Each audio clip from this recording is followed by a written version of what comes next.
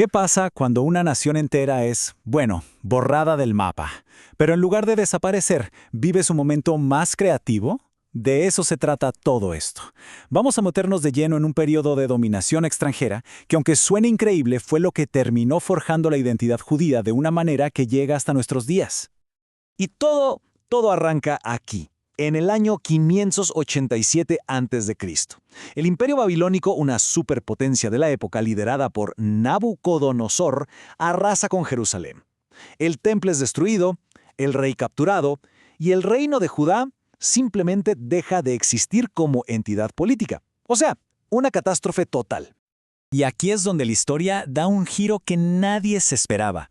La pregunta que nos va a guiar en todo este recorrido es justamente esa.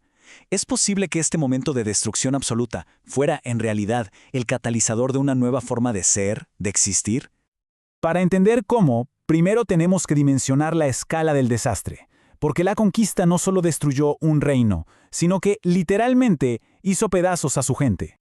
Miren, la caída de Jerusalén no fue un evento de un día, marcó el comienzo de 400 años de dominio extranjero. Uno tras otro, los grandes imperios de la época, Babilonia, luego Persia y después los griegos desde Egipto y Siria, tomaron el control de este territorio. La independencia se había perdido por mucho tiempo. Y aquí está el punto clave. La conquista provocó lo que los historiadores llaman una fragmentación geográfica. ¿Qué significa eso? Que el pueblo, que antes vivía más o menos unido en un solo lugar, de repente quedó dividido en 3 grupos distintos, y cada uno con un destino muy diferente. El primer grupo es el de los deportados, la Golá en hebreo. A ellos no les preguntaron. Como parte de la política imperial babilónica, la élite del reino, los líderes, los artesanos, los pensadores, fue obligada a marchar hasta Babilonia. Se llevaron, por así decirlo, el cerebro del reino. El segundo grupo son los exiliados. Ellos, en cambio, huyeron de la guerra por su propia cuenta, buscando refugio donde podían, principalmente en Egipto. Se convirtieron en extranjeros en una tierra extraña. Y, claro, estaba el tercer grupo, los que se quedaron atrás, en una tierra completamente devastada. Y ojo, que esto no es solo una historia contada en textos antiguos. No, la arqueología moderna lo confirma. Hallazgos como estos, capas de ceniza, ruinas de casas quemadas y puntas de flecha babilónicas son los testigos silenciosos de esa misma destrucción que se narra en la Biblia. ¿Y de cuánta gente hablamos?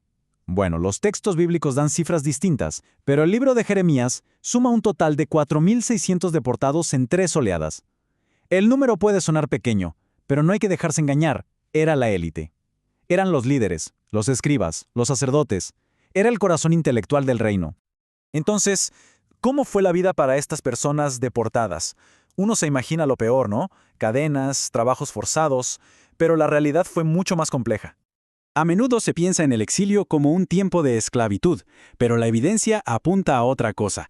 Fíjense en esta cita del profeta Jeremías que le escribió a los deportados en Babilonia. Su consejo es increíble.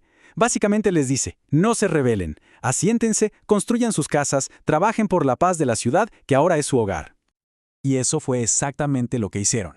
Los deportados se asentaron en comunidades, a veces en tierras que estaban abandonadas cerca de canales de riego. Algunos incluso llegaron a tener puestos importantes en la administración babilónica o se convirtieron en empresarios exitosos como la famosa familia Murasu, de quienes se han encontrado sus archivos comerciales. O sea, no eran prisioneros, eran una comunidad integrada, aunque distinta. Ok, entonces, si estaban tan integrados, la gran pregunta es, ¿cómo evitaron desaparecer?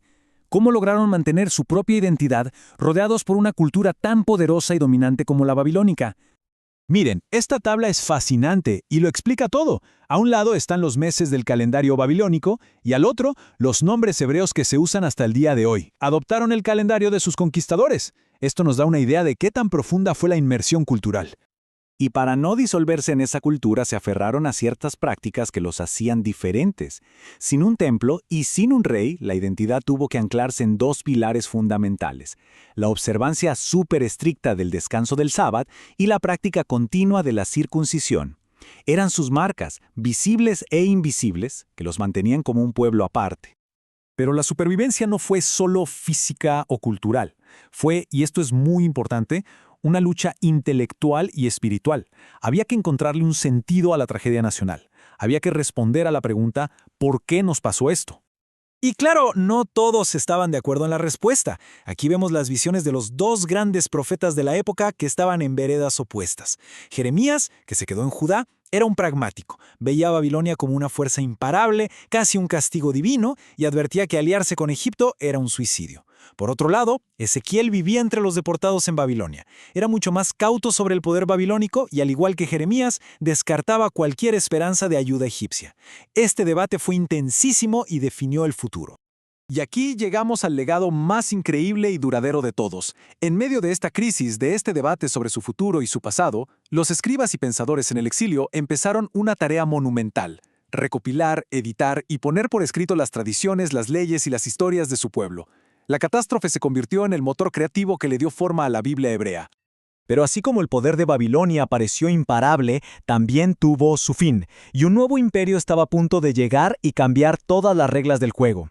La transición, de hecho, fue rapidísima. Jerusalén cae en el 587. Apenas 25 años después muere el gran conquistador Nabucodonosor. Para el 539, un nuevo poder, los persas, bajo el mando de Ciro el Grande, conquista Babilonia. Y tan solo un año después, en el 538, todo, absolutamente todo, cambia.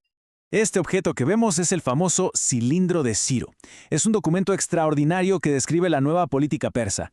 En lugar de deportar pueblos, los persas les permitían regresar a sus hogares y reconstruir sus templos, siempre y cuando se mantuvieran leales.